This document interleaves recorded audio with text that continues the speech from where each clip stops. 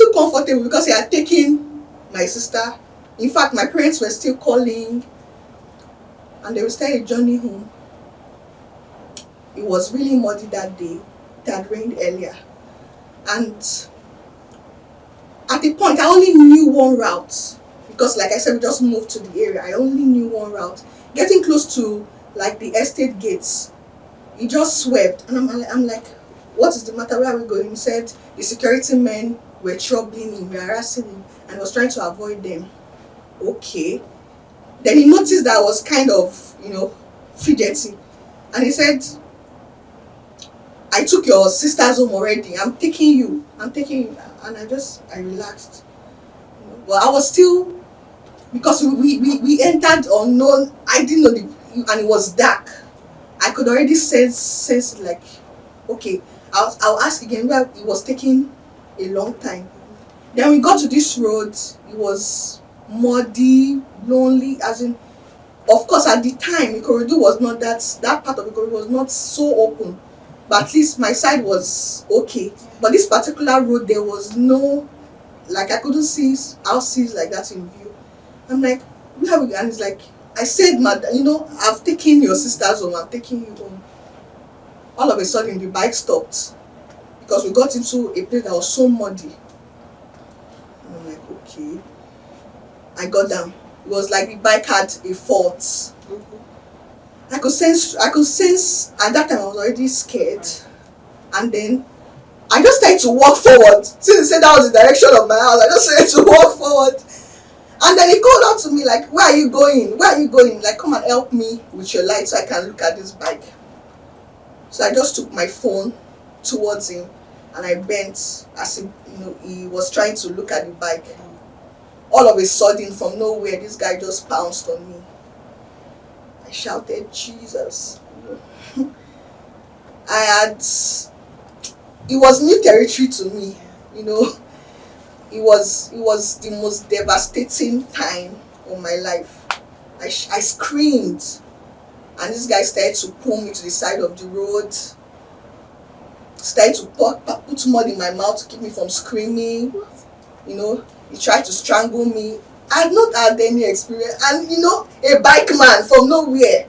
I just turned 18, and when you turn 18, you have the ideas of you're like, I'm now an adult, very soon, one day. So I was not going to let a bike man rape me without a fight, without struggle. So the struggle began. This guy didn't get tired. I would try to run, and it was muddy, so it didn't make it easy. I tried to run. He pulled me back by my hair. I tried to kick him. You've heard them say when you are in that kind of situation, sometimes try to kick at the genitals or something. I did that. This guy squeezed my breast. I'm not talking of any romantic, just to hurt me. He said, I'm going to kill you today if you don't open up. And it was at a point I could not struggle anymore because he tried to strangle me. At a point, his hand was over my nose and mouth to keep me from screaming. So, at the point where I could not fight anymore, there was no air. I wasn't breathing because his hand was on my. I was passing out. He tore at my clothes and he raped me. He had his way. There was no fight left in me. And then I thought it was the end. I didn't even know where, because the pain was out of this world. And when I realized that I was still alive, I'm like, why am I still here? In my mind then, I was there on the ground. Why am I still here? At the time, my phone was ringing somewhere. My dad, of course, was frantically calling. And he went to bring the phone, talk to your daddy. I was just still there because my neck, my whole body was. He brought the phone to you. He brought the phone to me. I was like, talk to your daddy. I have killed somebody. Because I was just there. And I just said, Efimile Shaman, just leave me. And the way I said it, because of his the pressure of his hand on my neck, my tongue was like almost sticking. I'm like, leave me and go. And then he got up and he put my phone in his pocket, mounted the bike that seemed like he had issues, and drove off. So there was nothing wrong with that bike. So I was there and I'm like, 1,000 thoughts ran through my mind. Like, what am I still doing here? So it took your phone away. It took my phone away. I'm like, God, if you are there, you should have taken me, because what am I here for? What am I still? But I think I remembered my parents. Like I said, my dad was going to be 60, so I don't know where strength came from. I started to limp out of the place and covered in mud and blood. It was a sorry sight. The first house I got to, I knocked, they sent me away. The second one, the man came out and he looked and he was like, "Who's this?" I looked like a mad person and like about to drop. And in Lagos or anywhere, nobody wants problem. So he just sent me away. That's why I started limping down that road. And I'm like, at the time I called Jesus, he did not answer me. That was what kept ringing in my heart. I called Jesus, he did not answer me. And then security men found me. And they were like, this must be the girl they've been looking for. My parents had been shouting, crying all around looking for me. They took me to their security post. And that was where my dad came and said, "This is not my daughter."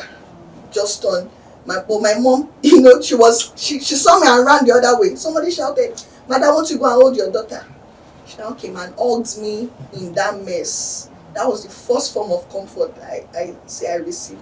Hugged me in that mess. And the only thing I could say was, I called Jesus. He did not answer me. My mom was like, "No, he answered you, That's why you're still here." And then the story began. The bike man was found. He had gotten home, taken a shower, and was ready to sleep when they found him. And they brought him there. Apparently, the security, I don't know, one of them, he didn't live in that area, but somebody knew him. And he had seen him bring my sisters, and my sister and my friend. Right. So they went to bring him for where he was, and they were like, he said he doesn't know me or has never seen me before. But they saw the bruises on his body. I said they should check him because it was a struggle. Yeah. Then I told them that I beat him because I actually beat his finger. When they saw the bike man, I said he had an accident. So. And then at the point he now mentioned his name, Amy, so and so. That was when my friend who came back with my parents, who was looking for me, my parents said, that name, when he was carrying them, somebody greeted him by that name. And then he started saying it's the devil. So that was the beginning of another life entirely for me. Wow. Oh, what a touching story. The pains you went through can only be imagined, right? So, I don't even know where to start from right now, but this story, first of all, I want to applaud your courage. For coming out to share the story, and you've been sharing this story. I mean, you've written a book. So, we also want to know. So now, what was the morning after like? So, what was the immediate response that came or care that came for you? What was going through your mind? Okay, that part where you said, "I called Jesus, he didn't answer me." That really also struck me somewhere.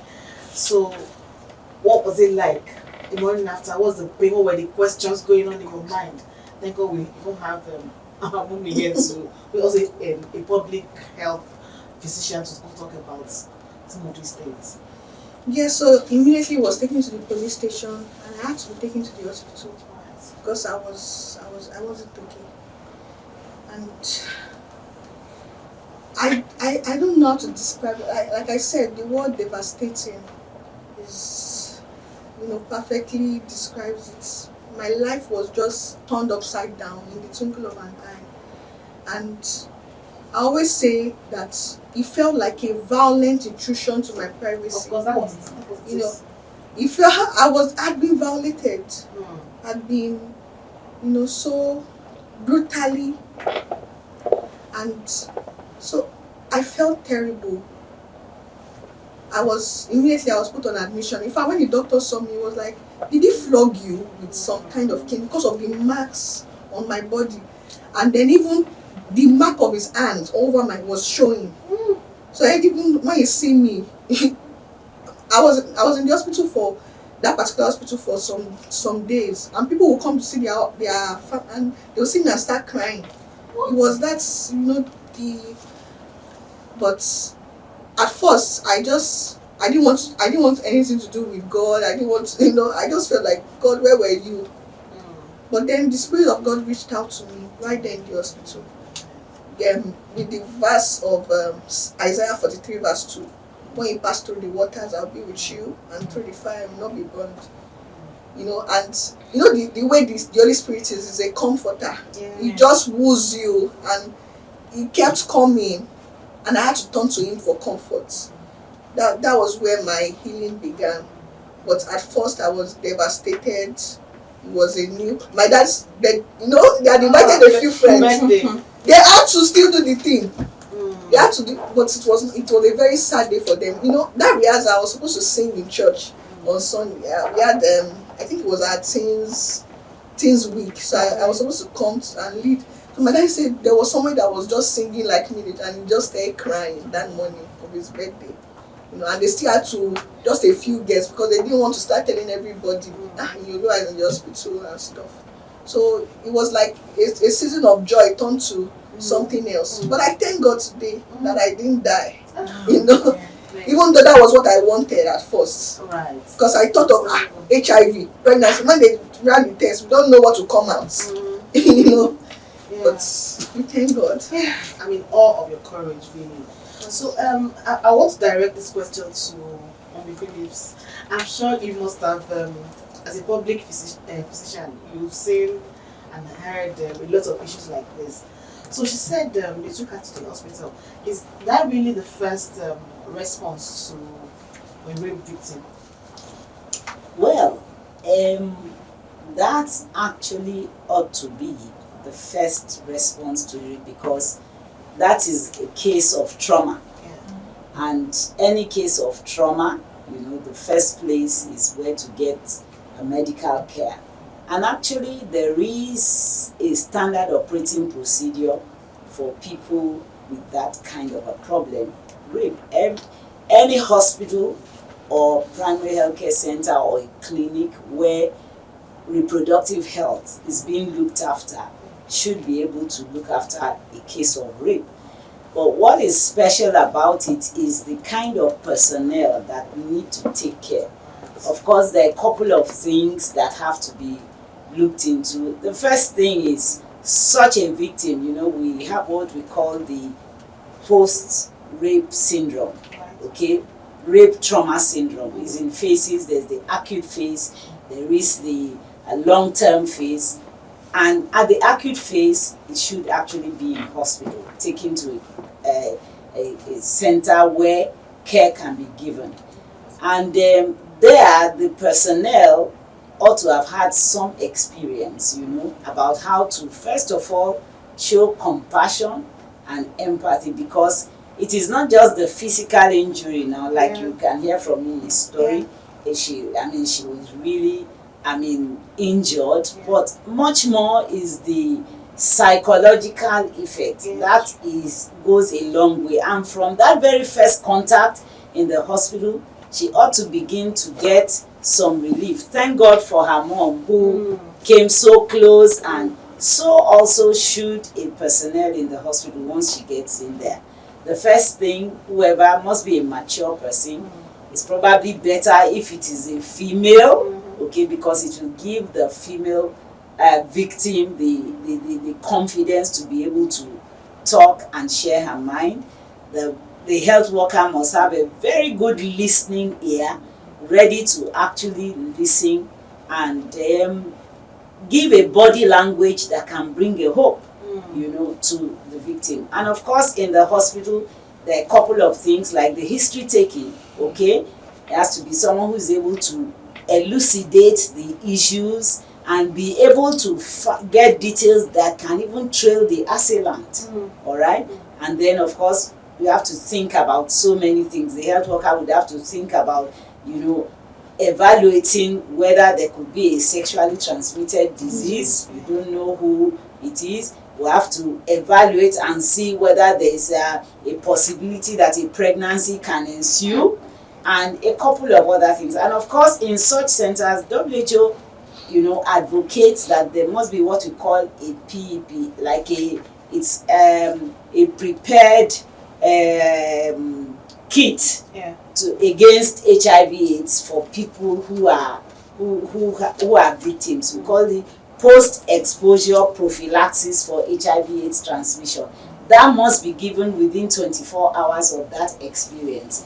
Now, when all that care is given and in the way it ought to, you will find out that within the 24 hours of that episode, that the victim should feel a bit better, at least feel cared for. So that's why I think it should be in hospital immediately. But unfortunately, many rape victims, they don't report, either because of ignorance or stigmatization, and so that's it. It should be in hospital, in other words. Thank you. All right, and there's something Dr. Phillips just mentioned. She said something about stigmatization. Most times they do not want to, share their burden because of the stigma, and they blame themselves for the incident. They believe it's their fault. They would have prevented it in some way. So, did you ever feel this way? Totally. In fact, I have some stories. I had people, I'm sure they meant well, but rubbing it in your face. Why were you out? That you shouldn't have been. I already felt stupid. So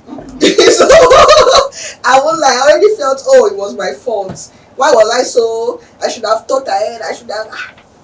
But then to be rubbing it in my face, that's one aside. One particular day we went to the police station because I couldn't walk properly at first. I couldn't walk when I was limping, and then some people just were taking me into the police station. And some guys, I don't know how they knew about it, but they were playing football outside. And they were like, girl talk about degree, Lele. That's the girl whose degree was taken. Imagine hearing that kind of thing. Just after you were raped. And then in Lagos, I don't know about the whole of Nigeria, but when you are taking such a case to court, it's a criminal offense already. So it's a government matter. But you need to tender a medical report from a Lagos, a public hospital. So I was first admitted in a private hospital, so I had to go to a public hospital to be checked too. And when we got there, the doctors, we got to the room of where two doctors were. So we are here to see you. Okay, what's the matter? We're still standing though. He said we should say what my mom and I were there. Okay, I was raped. Were you a virgin? Are you serious? I'm like, bros, it was my mom that even answered, yes, she is. She even said she is. And then I said, okay, let me examine you. And then it was like everything came again. And when he checked me, I was like, hymen no longer found. He saw the bruises, like signs of force and everything. He now looked remorseful. And I burst into tears. I remember that day. So it's really, you can understand why nobody will want, people don't like to wash their eyes, like washing your dirty linens in public. Yeah. So people don't want to talk because of the way they will be treated. They will not believe you. Who will believe me? I mean, I love your courage. Even a thing, you have friends, you have, you don't want to, no, how do you cope with your friends as a teenager? Now it's like a public information, everybody will be looking at it, like you said, the girl that took her degree. Exactly. How did all of that pan out in your mind? How did you handle that? Well, like my book is titled Journey to Healing. I like to say healing is a journey. That's right. So it wasn't a one-off thing. At first it was really difficult. But I thank God, like I said, I always point it back to God. I don't know how I would have coped without that. The Bible says God is our refuge and strength, a very present help in trouble. That was trouble. It was real trouble. Of course. But I knew that God was with me. And the scripture says, I will not leave you comfortless. I will come to you. So that scripture came alive to me. So I had issues like the day I was in church, we had a teens meeting. The doctor was talking to us about female health and everything. I was the teen ladies president themselves. And then the doctor he just referred to how in the olden days at the wedding they'll put the white cloth on the bed and encouraging us to stay as virgin. All of a sudden, it was like the room was closing in on me. Mm. I was looking at everybody sitting down. I'm like, everybody is clean. I'm the only dirty person here. I felt like a soul dove. I found the first exit, and I went outside to cry behind some cars. But God always came through. Even after that, He will remind me, that's the lie of the enemy. You are not, And at first, like, some people knew, but not everybody. Until I decided to step out with the story. Yeah. Thank you very much for your responses, and I believe our viewers at home are learning a whole lot from this conversation and discussion. But very quickly, we have to go on a short break. Please feel free to continue the discussion on our social media platforms, and do not forget to use the hashtag TOWTL. Stay tuned, we'll be right back.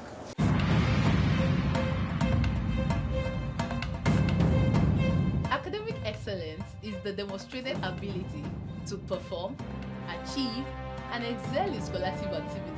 Some students are exceptionally amazing. Join me on Breaking Limit as I profile first-class graduates from different institutions of learning.